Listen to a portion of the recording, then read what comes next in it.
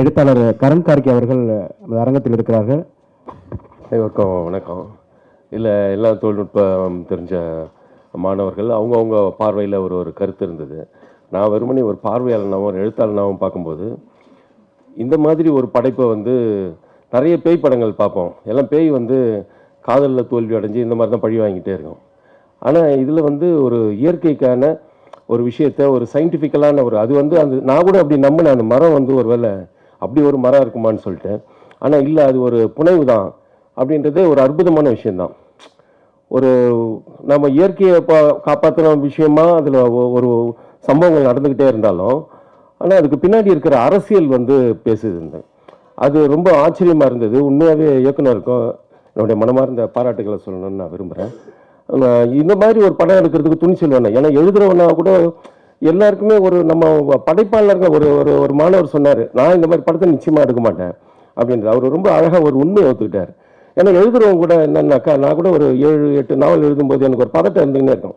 ஏன்னா வாழ்க்கையை நம்ம ஒரு இடத்துல ஃபிக்ஸ் பண்ணிட்டு ஒரு வேலையை செய்ய வரோம். அப்போ அந்த வேலைக்கு இந்த மாதிரியான விஷயங்களை வழக்கமாக இந்த சமூகம் எதிர்பார்த்துக்கிட்டே இருக்கும். குறிப்பாக தமிழ் சமூகம்னு சொல்லலாம், இல்லை இந்திய சமூகமே அப்படிதான். குறிப்பாக ஒரு படைப்பில் இப்படியே தான் போய்கிட்டே இருக்கு. நான் ஒரு 30-40 வருஷமா படம் பார்த்துட்டே இருக்கேன். எல்லா பேய்களும் ஒன்றும் காதலுக்காக போராடம், இல்லை அப்பனையே போராடம், இல்லை அண்ணனே கொலை பண்ணோம், இப்படியே போயிட்டு இருக்கோம். ஆனால் இதில் எது பேயினே தெரியாது. ஆனால் நான் உண்மையாகவே பயப்படாமல் படம் பார்த்தேன். நான் கூட கொஞ்சம் பேய் படம்லாம் பார்க்க மாட்டேன். முன்னாடிலாம் இந்த nightmare of the Elm Street, இந்த எக்ஸாஸ், இந்த மாதிரி படம்லாம் பார்த்துட்டு நான் ரொம்ப பயந்துகிட்டே இருந்த ஒரு காலம்லாம் ஒன்று இருந்தது. இப்போ நான் பயப்படேன். தனியாக ரூமில் நான் இப்போ கூட ஹோட்டல் ரூம் போனாக்கா தனியாக தங்க மாட்டேன். வாசல் உட்கார்ந்தார் விடிகிற வரைக்கும் வெளியில் தான் நின்றுருப்பேன். அப்போ ஆனால் இந்த படம் ஓப்பனிங்கில் எதை நோக்கி போகுதுன்னா, ஏன் முன்னாடி இவ்வளோ பெரிய புரட்சியாளர்கள்லாம் காட்டுறாங்க, சமூக சீர்திருத்தவாதிகள், லட்சுமி நவரஸ்லாம் காட்டுறதுல எனக்கு ரொம்ப ஆச்சரியமா இருந்துச்சு. அயோத்தாசு பண்டிதர்லாம் காட்ட ஆரம்பிச்சாங்க ஒரு 20 வருஷமா. அப்போ இந்த மாதிரியான நாட்களுக்கும் இதுக்கும் என்ன சம்மந்தம்னா, ஒரு விஷயத்தை நமக்கு ஒன்று ஃபிக்ஸ் பண்ணி வச்சிருக்காங்க. அந்த காட்டுக்குள்ளே போவாத, இந்த ஊருக்குள்ளே போவாத, அவனை தொடாத, இவனை பார்க்காத. இதுக்கு பின்னாடி இருக்கிற விஷயங்கள் என்ன அப்படின்ற சம்பவங்களை ஒரு ஒரு திரைக்கதையாக சொல்கிற அந்த துணிச்சலுக்கு வந்ததுக்காக இயக்குனருக்கு மீண்டும் மீண்டும் என்னோட பாராட்டுகளை தெரிவிச்சுக்கிறேன். எல்லாருமே ரொம்ப நான் சாதாரணமாக ஃபிலிம் ஸ்டூடெண்ட் உங்களுக்கு தெரியுது, எடிட்டிங்கில் இந்த சிக்கல் இருக்குது, சவுண்டில் ஒருத்தர் ரொம்ப டீட்டெயிலாக சொல்கிறார், ஏன் சவுண்டை இப்படி நீங்கள் ஆல்பத்தில் எல்லாமே சொல்கிறாரு. எல்லாமே எல்லாருக்குமே தெரிஞ்சிருக்குது. ஏறக்குறைய பார்வையாளருக்கு இதெல்லாம் தெரிஞ்சுக்குது. ஆனால் என்னென்னா, இன்னைக்கு இருக்கிற அரசியலில், இன்னைக்கு இருக்கிற சூழலில் நான் எப்படி புரிஞ்சுக்கணுன்றதுல இந்த திரைப்படம் எனக்கு ரொம்ப ஆச்சரியமா இருந்தது. அது எப்படி ஒரு எல்லாத்தையுமே கனெக்ட் பண்ணிடுச்சு. இப்போ விடுதலையை சொல்லுவாங்க ஃபர்ஸ்ட்ல, ஏன் இவ்வளோ கதைகளை சொல்லிட்டு இருக்காங்க, ஏன் ஃபர்ஸ்ட் ஹாஃப் எப்படி இருக்கு, இல்லை ஒரு பெரிய தொகுப்பை புனைவா செய்யறாங்க. இப்போ எனக்கே ஒரு விமர்சனம் வந்தது. மரப்பாலத்தை வாசிச்சுட்டு ஒருத்தர் இந்த நூற்றாண்டின் நாவல்கள் போது அவர் என்ன சொல்ல வர்றாருன்னா, இது வரலாறு எது, எனக்கு புனைவு எதுன்னே தெரியாம போயிடுச்சு. இப்போ எனக்கு அந்த மாதிரியான ஒரு குழப்பம் வந்தது. அதுல இது ஒரு வெற்றி. இந்த மரம், இப்படி ஒரு மரம் இருக்குதா, எனக்கு இந்த ஸ்மெல்லு வந்த உடனே தான் எல்லாருக்கும் அந்த டிஸ்டர்ப் ஆகிட்டே இருக்கிறாங்க. அப்போ இந்த ஒரு வித்தியாசமான ஒரு பார்வை, இந்த பார்வையில் ஒரு சமூகத்தினுடைய புரிதல் இருக்குது. ஆளாளுக்கு ஒரு கேள்வி எழுப்பணும்.